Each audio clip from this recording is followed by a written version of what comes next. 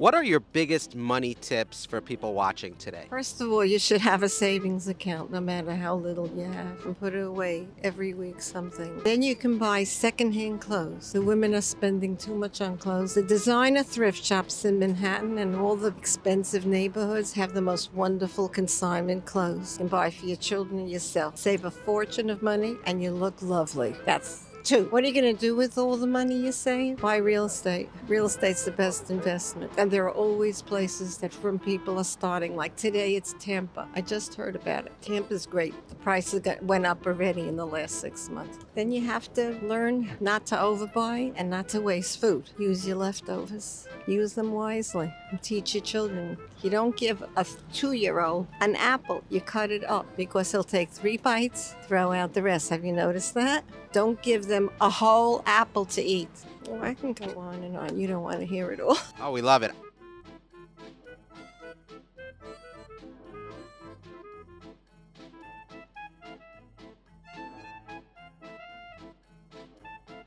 As much as I talk, that's how quiet he is. But what he says once in a while is a witticism. And what's more, this man it's just jokes. All his life, he does not take things, he doesn't allow me to take things seriously. That's why I am what I am today.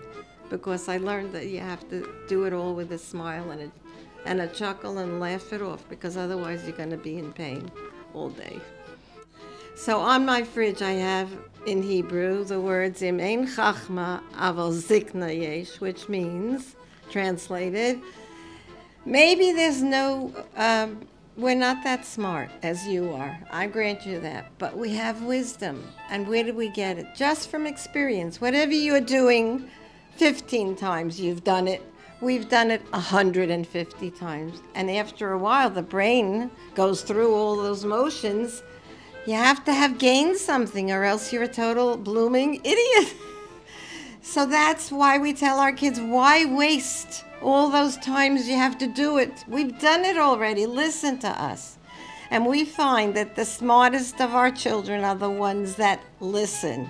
They don't have to do everything we say, but just have an open mind.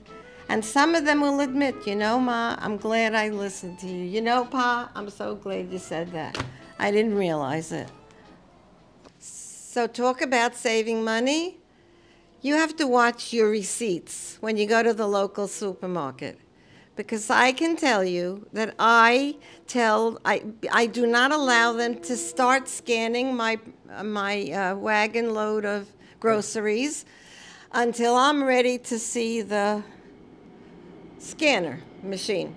And then I check the prices. And sometimes if I forget, I look through my receipt when they're finished and I see the mistakes. Invariably, they make a mistake.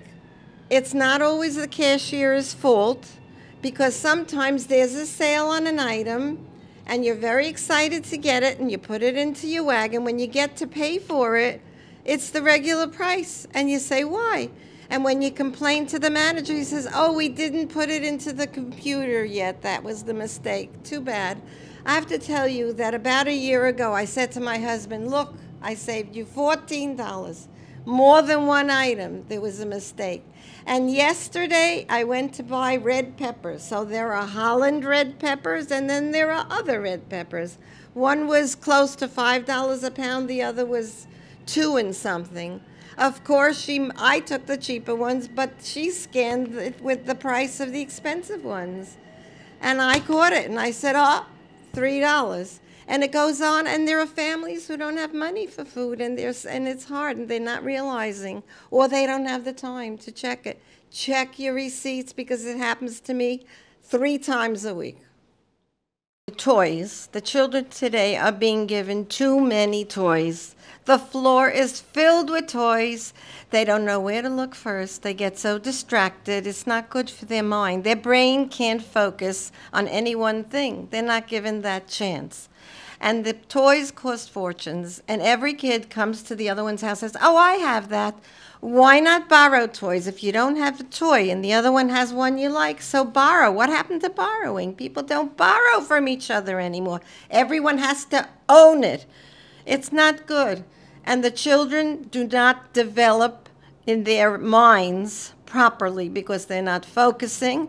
My kids, I have to tell you, I remember when we had plain blocks, when colored blocks came out, I bought them a set, and they would sit on the floor for hours building things from the colored blocks, and that was fun. We didn't have a lot of toys. There wasn't money for that, and they were better off. So why spend all that money on toys? You think the more you give them, the happier they're going to be. And it's not so at all. So that's one thing. Next, the ice cream truck. You talk about kids? So the ice cream truck comes to the park, and it says on the front, artificially flavored, and every ice cream you're going to buy them. And if it's ices, it's even worse because it's blue dye and red dye.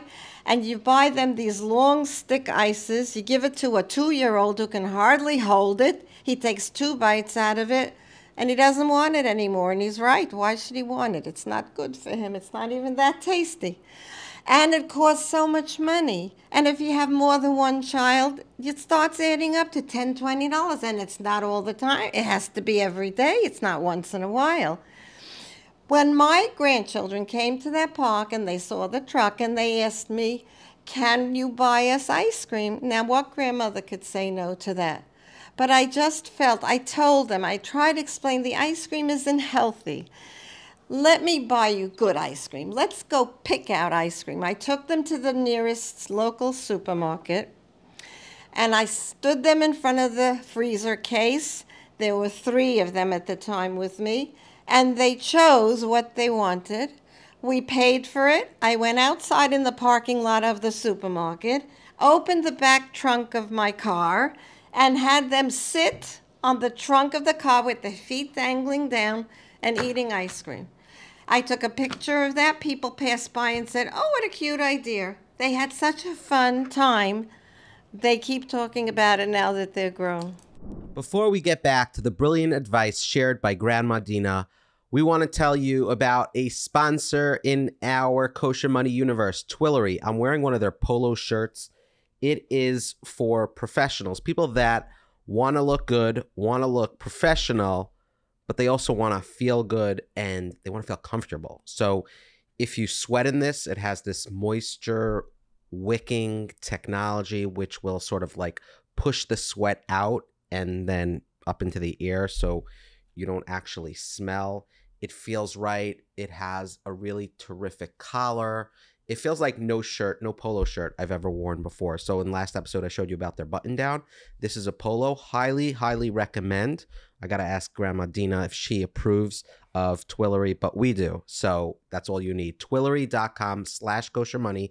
If you want to save $18 off your first purchase, use promo code CHAI, C-H-A-I. It stands for 18 in Hebrew.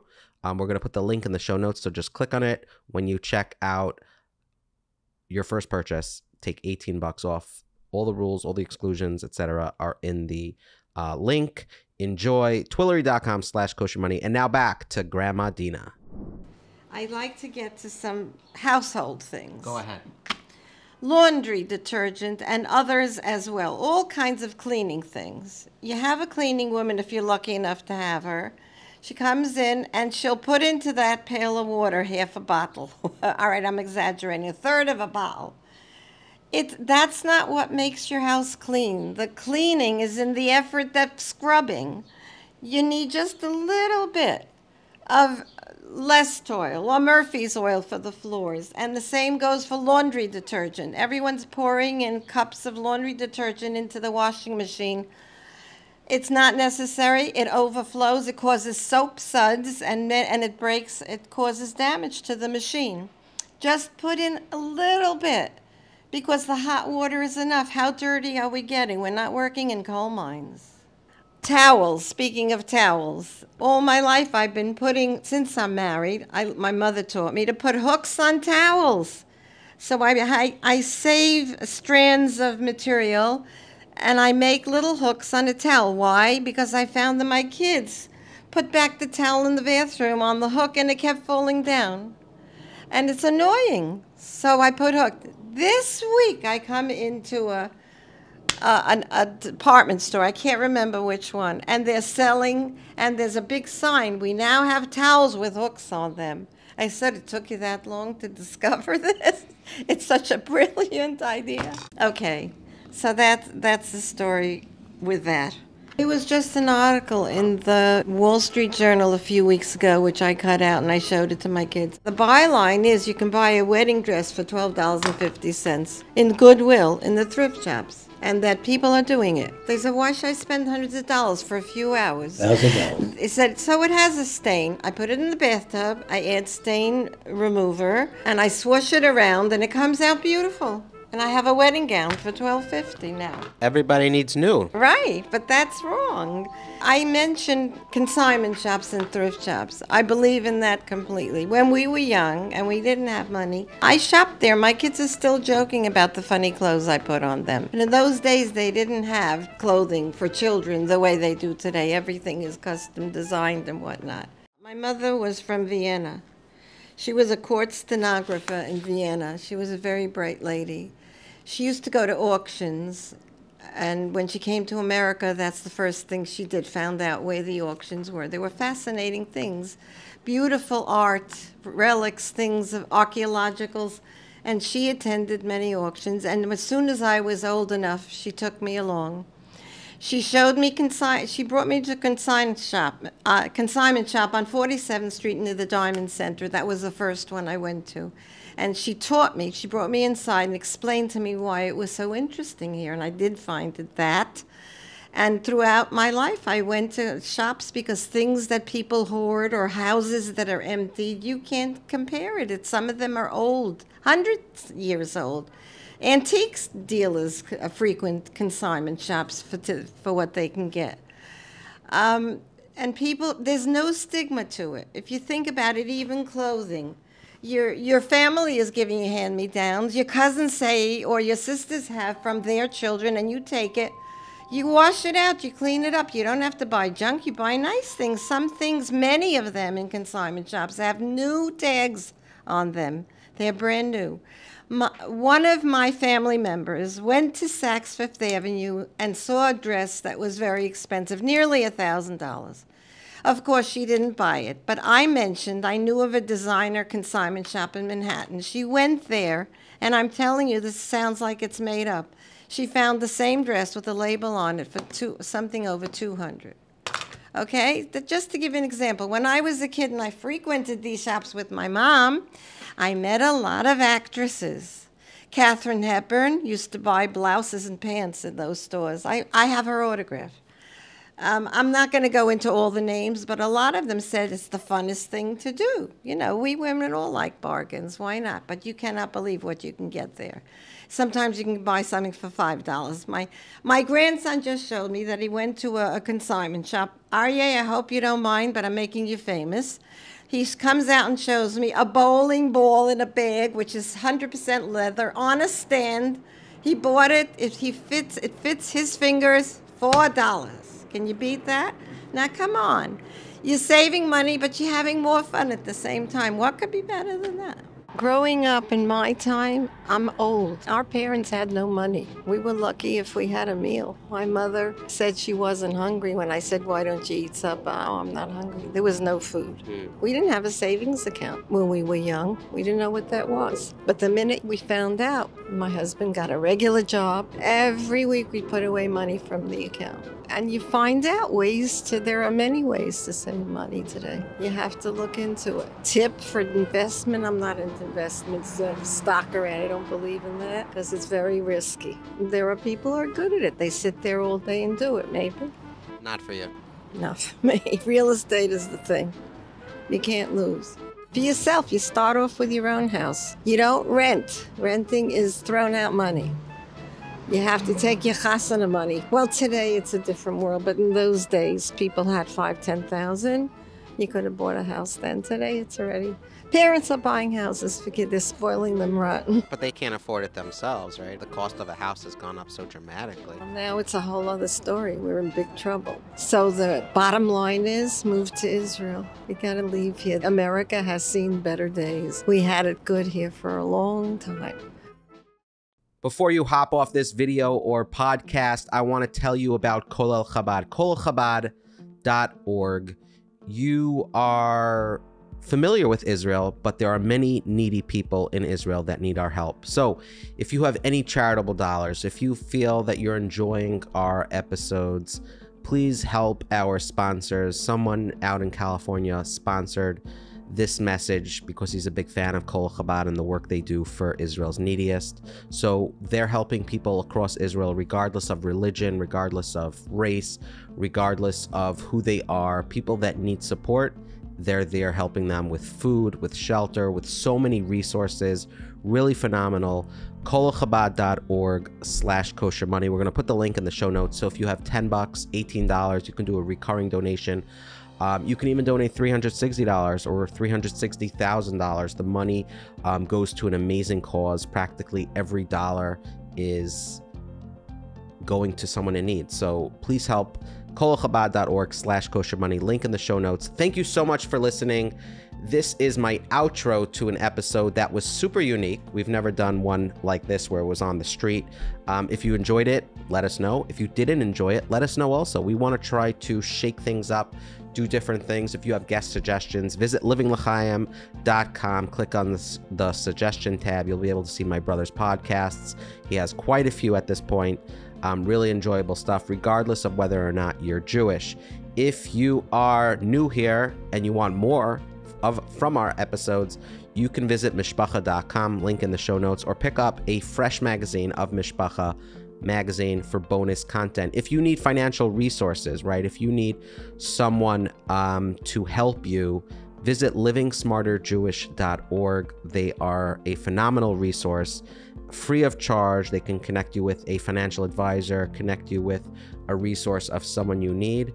Thank you to our friends at Approved Funding, approvedfunding.com/mortgages. Shmuel Shaiwitz and team are there, and they're ready to help you, especially in the mortgage space. So look them up. Thank you to everyone who listens. If this is your first time here, please subscribe, like, comment, send it to your friends, send it to your grandmother and say, hey, this could be your friend, Grandma Dina. She is viral. Grandma Dina on Instagram, I think one of her videos has over 4 million views, and that's why we did this. She is spectacular. Thank you so much for listening. I'm done. I'm Eli Langer. Support our sponsors, and we will continue to support you with more advice. But it's not advice, so don't sue us. Okay, see you next week. Living L'chaim.